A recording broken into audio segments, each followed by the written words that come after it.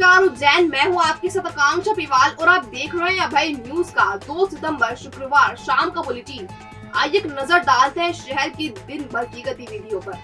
इस बुलेटिन के प्रायोजक है आरके डेवलपर्स। शानदार घर खरीदें अब अपने बजट में।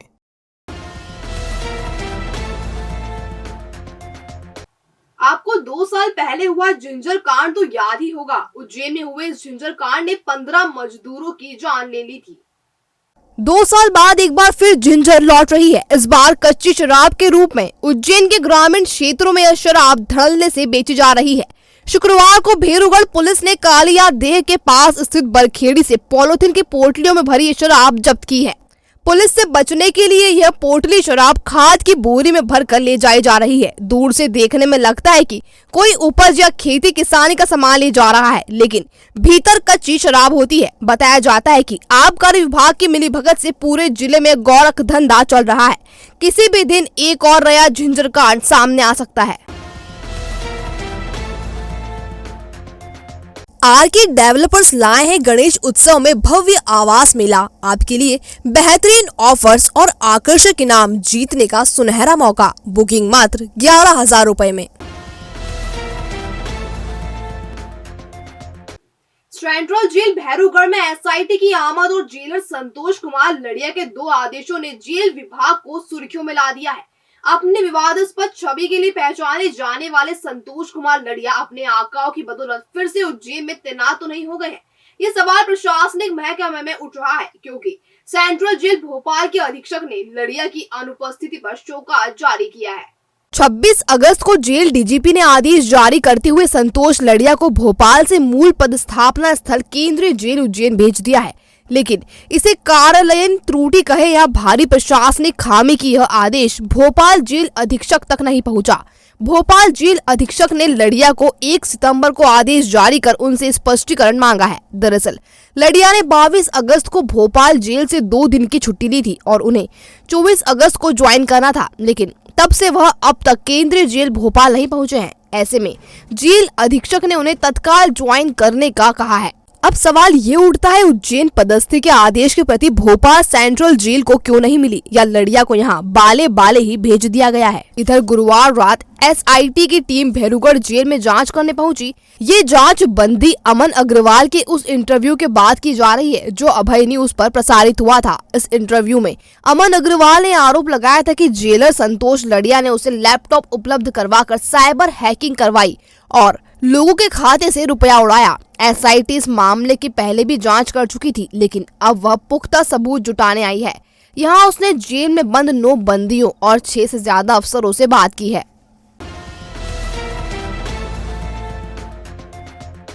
जिले में मोर गांव के रूप में प्रसिद्ध ब्रजराज खेड़ी के मोर गोंदिया ट्रेंचिंग ग्राउंड के कारण मुश्किल में आ गए हैं। ट्रेंचिंग ग्राउंड के कारण गांव में कुत्तों की संख्या बेतहाशा बढ़ गई है और वह मोरों पर हमला बोल रहे हैं। इन दिनों मोर प्रजनन कर रहे हैं और उनके अंडों को कुत्तों ने निशाना बना रखा है। ब्रजराज खेड़ी की पहचान मोर गांव के रूप में है। यहाँ इतने मोर हैं कि पूरे गांव में मोर ही मोर नजर आते हैं। मोरों और ग्रामीणों में इस कदर अपनापन है कि ये मोर खेत खलिहान के साथ घर आंगन में भी घूमते नजर आते हैं। अब इन मोरों की जान सांसत में है।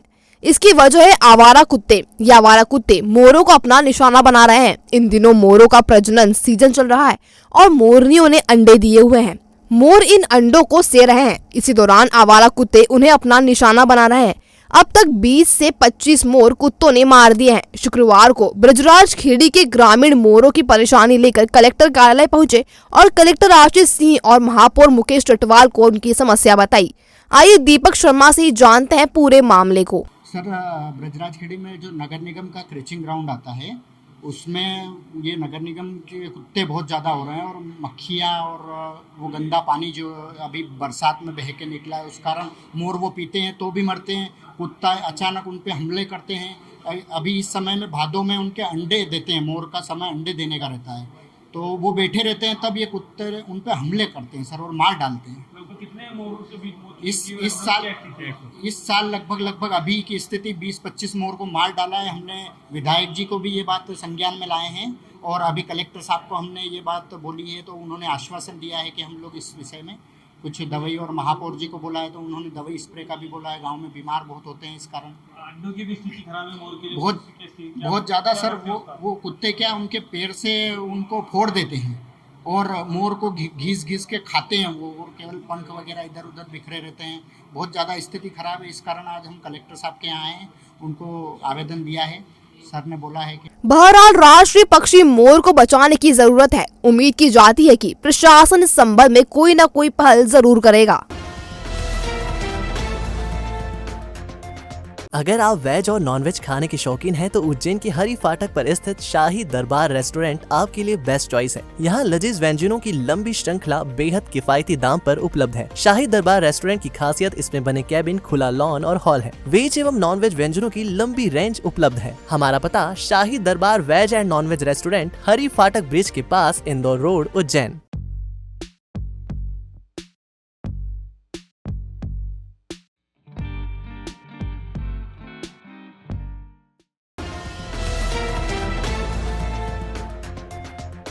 श्री महाकाल अन्न क्षेत्र में मिलने वाली भोजन प्रसादी अब जिला अस्पताल की दीनदयाल रसोई और रेन बसेरों में भी वितरित की जाएगी।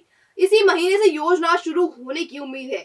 योजना की तैयारी के सिलसिले में शुक्रवार को महापौर मुकेश टटवाल और कलेक्टर आशीष सिंह ने समिति के सदस्यों के साथ विचार विमर्श किया। महाकाल अन्न क्षेत्र में निःशुल्क भोजन प्रसादी वितरित की जाती है। इसके लिए मंदिर समिति टोकन जारी करती है। योजना से औसतन 5000 लोग प्रसादी का लाभ लेते हैं। अब इसका विस्तार करने की योजना है। महापौर मुकेश टटवाल चाहते हैं कि ये प्रसादी जिला चिकित्सालय की दीनदयाल रसोई और रेन बसेरों में भी वितरित की जाए। प्रशासनिक संकुल भवन के मीटिंग हॉल में योजना के विस्तार के लिए महाकाल मंदिर प्रशासक गणेश कुमार धाकड़, उज्जैन खाद्य आपूर्ति विभाग के अधिकारी मोहन मारू एवं मंदिर प्रबंध समिति सदस्यों ने गंभीरता से विचार किया। नगर निगम की ओर से संचालित दीनदयाल रसोई योजना को महाकाल मंदिर समिति के सहयोग से बढ़ाया जाएगा। अभी तक पंडित दीनदयाल रसोई योजना के अंतर्गत हितग्राहियों से 5 रुपए का शुल्क लिया जाता है, जबकि 5 रुपए शासन की ओर से अनुदान मिलता है। नई व्यवस्था के अंतर्गत हितग्राहियों को निःशुल्क भोजन प्रदान किया जाएगा। वर्तमान में दीनदयाल रसोई योजना जिला अस्पताल, नरसिंहघाट, घास मंडी, नानाखेड़ा और फाजलपुरा क्षेत्र में संचालित की जा रही है। लगभग 1000 व्यक्तियों को योजना के तहत भोजन कराया जाता है। अब महाकाल मंदिर प्रबंध समिति के इस योजना में सम्मिलित होने से बनाए जाने वाले भोजन की मात्रा भी बढ़ाई जाएगी और लगभग 2000 लोगों का भोजन बनाया जाएगा। फिलहाल इस योजना की रूपरेखा तैयार की गई है। जल्द ही सारी व्यवस्थाएं कर इसे मूर्त रूप दिया जाने के लिए उज्जैन कलेक्टर ने निर्देशित किया है। आज की जो बैठक थी, आज हमारे बाबा महाकालेश्वर प्रसादी के लिए बैठक थी। हमारे यहाँ पर जो रेन बसेरा है और सिविल हॉस्पिटल में जो हमारे पंडित दीनदयाल उपाध्याय जी की वो जो रसोई चलती है, उसको बाबा महाकालेश्वर का प्रसाद हम वहाँ पर जो ज़रूरतमंद हमारे बंधु हैं उनके लिए हम करेंगे। इसको लेकर के बैठक माननीय कलेक्टर जी और हमारे महाकाल मंदिर के प्रशासक और हमारे सारे सदस्य प्रबंध समिति सदस्य गणों की उपस्थिति में हुई है। जो पंडित दीनदयाल रसोई योजना के जो 5 रुपये प्रति व्यक्ति का जो अनुदान है, उस अनुदान राशि का खर्च तो हम जो समूह हमारे यहाँ पे जो काम करेंगे, जो भोजन परोसगारी की व्यवस्था करेंगे, बर्तनों की सफाई की व्यवस्था करेंगे, उनको हम 5 रुपये की तो वो राशि हम उनको उन समूह को देंगे। और बाकी जो महाकालेश्वर मंदिर की तरफ से सारा भोजन प्रसाद भी मिलेगी, जो हम वहाँ पे आने वाले सारे लोगों को निःशुल्क उपलब्ध करवाएंगे। अब से शुरू करने की इसमें खाद्य विभाग के सहयोग से, शासन के सहयोग से, नगर निगम के सहयोग से ये महाकाल प्रसाद के नाम से मतलब जो है पूरे उज्जैन में चलाई जाएगी, जो 6 केंद्रों से है ना। पूर्व में महाकाल मंदिर में अन्य क्षेत्र चलता है महाकाल बाबा की प्रसादी का, और इसमें दानदाताओं के सहयोग से और महाकाल प्रबंध समिति के सहयोग से, नगर निगम के सहयोग से और खाद्य विभाग के सहयोग से ये सारी योजनाएं कि जो भूखे को मतलब अन्न मिले, यहाँ पे कोई भी व्यक्ति भूखा ना सोए। और उसमें अस्पताल में जो मरीज हैं, उनके परिजन हैं, उनको भी यहाँ से भोजन दिया जाएगा। अभी वर्तमान में मतलब जो है 1,500 से 2,000 रुपये महाकाल अन्य क्षेत्र में भोजन प्रसादी ग्रहण करते हैं दर्शनार्थी लोग, है ना, ज़रूरतमंद लोग। बाकी जो है कम से कम 1000 लोग प्रतिदिन जो है पूरे उज्जैन के मतलब जो है जहाँ पे भी ये केंद्र चल रहे हैं वहाँ पे करते हैं। हो सकता है कि आने वाले समय में संख्या जो है ये 4 से 5,000 हो जाए। भैरवगढ़ थाना क्षेत्र के ग्राम सिपावरा में विद्युत तार गिरने से किसान की भैंस मर गई। किसान ने विद्युत वितरण कंपनी के अफसरों पर लापरवाही का आरोप लगाते हुए मुआवजे की मांग की है।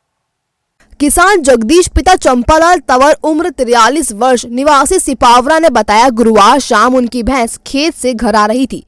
भैंस सड़क किनारे चढ़ते चढ़ते सड़क से नीचे उतर गई। इस दौरान किसान गोपाल पिता रामेश्वर की बिजली के तार ने भैंस को अपनी चपेट में ले लिया और उसकी मौत हो गई। भैरवगढ़ पुलिस की सूचना पर पशु चिकित्सक मौके पर पहुंचे और जांच शुरू की। पशु चिकित्सक डॉक्टर आशीष गोदारी ने बताया, करंट से भैंस की मौत हुई है। पीएम के बाद और स्थिति स्पष्ट हो जाएगी। भैंस मालिक जगदीश ने बताया, तार मालिक की लापरवाही से मौत हुई है क्योंकि तारों में कट था। भैंस की कीमत करीब 60,000 रुपए बताई गई है। ये मुझे अभी भैरवगढ़ थाने से सूचना मिली है आज की तारीख में कि यहाँ ग्राम सिपावरा में कोई करंट लगने से भैंस मर गई है। तो मैं अभी आया हूँ इसका पीएम करने के लिए और देखता हूँ क्या है। अभी भैंस जरूर तार के ऊपर पड़ी हुई है खेत में, तो देखते हैं इसका पीएम करने। मैं रिपोर्ट दे दूँगा था। इसमें भैंस का मैं जाँच थाना आया, जाँच कर रहा है इसमें कि भैंस करंट से हुई है। डॉक्टर साहब को हमने तहरीर दी, सरकारी डॉक्टर साहब को। किसकी क्या भैंस है, कितने की कीमत बता रहे हैं? जगदीश भैंसा भैया, अपने जगदीश भैया, इनकी भैंस है करीबन 50-60 हज़ार की कीमत है इसकी। और प्रथम दृष्टि तो करंट लगने से मृत्यु होना दिख रही है। बाकी डॉक्टर साहब पीएम के बाद ही रिपोर्ट देंगे, जब भी क्लियर हो पाएगा उसका। साहब ये मेरा भैंस खेत से घर पे ले आ रहा था, बालक घर पे लाता, रोड पे आ रही थी भैंस। अब ये तार गोपाल पिता रामेश्वर के नीचे रखे हैं। अब वो सरकार की भी लापरवाही थोड़ी सी इसकी ज़्यादा है। लापरवाही सरकार की कम है लेकिन इसकी ज़्यादा है। ये बोल रहा है कि मेरा कनेक्शन है, 10 साल से कनेक्शन है मेरा। तो 10 साल से कनेक्शन, इसका मतलब ये तो नहीं कि रोड पे तार डालेगा और किसी का हादसा करेगा। अगर ये तो मेरी भैंस का हादसा हुआ, कल से किसी इंसान का भी हादसा हो सकता है। तार नीचे ज़मीन से टच हो रहे हैं। कहाँ जा रही थी भैंस, कहाँ से आ रही थी? खेत से घर आ रही थी भैंस। क्या कीमत है भैंस की? उसकी 60,000 70,000 से कम नहीं साहब। देसी कौन कौन आए हैं अभी मौके पर, आपने सूचना दिया था? मौके पर साहब अपने ये आए हैं, डॉक्टर साहब आए हैं और ये साहब हैं भैरवगढ़ थाना साहब, पुलिस साहब हैं भैरवगढ़ थाना से।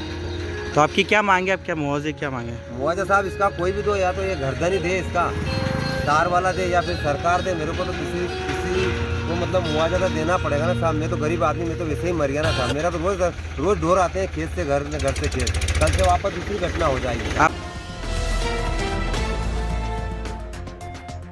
नगर निगम ने शिवाजी भवन में आने वाले नागरिकों के बच्चों के लिए किड्स रूम तैयार करवाया है। बच्चे यहां आकर ABCD के साथ खेल का आनंद भी ले सकेंगे। नगर निगम कार्यालय में रोजाना हजारों लोग अपने काम के लिए आते हैं। इनमें महिलाएं भी होती है। कई लोग पारिवारिक जिम्मेदारियों के चलते बच्चों को भी अपने साथ ले आते हैं। ये बच्चे दफ्तर में बोर होते हैं, ऐसे में बच्चों के मनोरंजन के लिए यहाँ किड्स रूम बनाया गया है। नगर निगम के प्रथम तल पर उद्यान विभाग की ओर से संचालित किड्स रूम में विजिटर्स के बच्चों के लिए खिलौने और ज्ञानवर्धक गैजेट्स रखे गए हैं। जल्द ही इसे शुरू किया जाएगा। ये उज्जैन नगर निगम की एक अच्छी पहल होगी।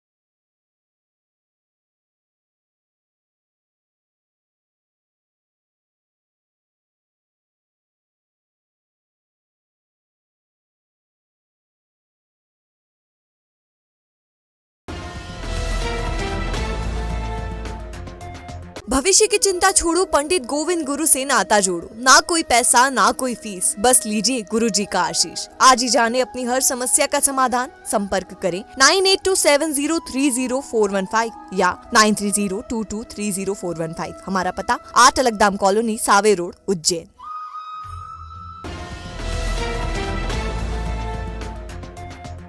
तो ये था भाई न्यूज का आज का बुलेटिन। अगर खबरों को लेकर आपके पास कोई फीडबैक हो तो हम तक कमेंट सेक्शन या इनबॉक्स के जरिए जरूर पहुंचाएं। कल फिर मुलाकात होगी नए बुलेटिन के साथ। तब तक के लिए नमस्कार।